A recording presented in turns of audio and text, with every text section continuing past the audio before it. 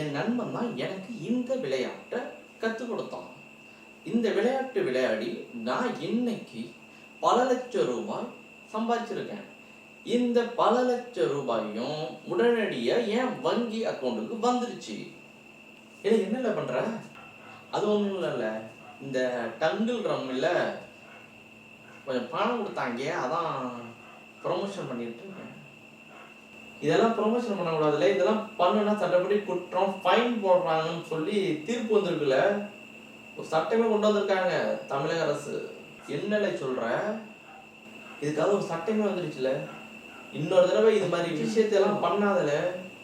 இப்படியெல்லாம் ப்ரொமோஷன் பண்ணிக்கிட்டே போனேன்னாக்கா உனக்கு மட்டும் நம்மளே காசு வரும். உன்னை நம்பி இந்த பாக்குறவங்க எத்தனை பேர் ஏமாந்து போறாங்க.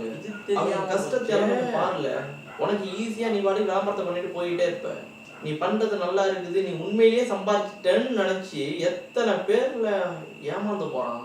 அவன் வைத்தறிச்செல்லாம் உன்னை சும்மா விடுமாங்க. நீ சம்பாதிக்கிற காசு உன் வேர்வை சிந்தி சம்பாதிக்கணும்ல. ₹1 இருந்தாலும் அடுத்தவனை ஏமாத்தி சம்பாதிக்காதுல. சம்பாதிக்கிற காசு சத்தியமா உன் சந்ததியை நல்லா இருக்க விடாதுல. இன்னொரு தடவை இது மாதிரி கேடுகட்ட விளம்பரத்துக்கெல்லாம் துணை போகாதுல. நீங்க பார்த்துக்கிட்டு இருக்கும்போது இது போன்ற ப்ரொமோஷன் வீடியோ எதுவும் வந்துச்சுனாக்கா உடனே காவல்துறையிடம் முறையிடுங்கள்.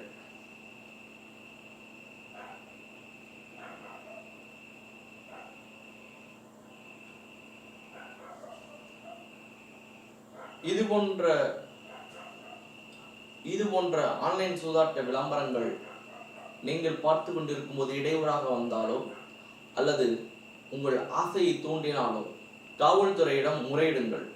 ஒருபோதும் விளையாடாதீர்கள் ஆன்லைன் சூதாட்டங்களை. ஆன்லைன் சூதாட்டம் விளையாடினால் அழிவது நிச்சயம் நிச்சயம் நிச்சயம்.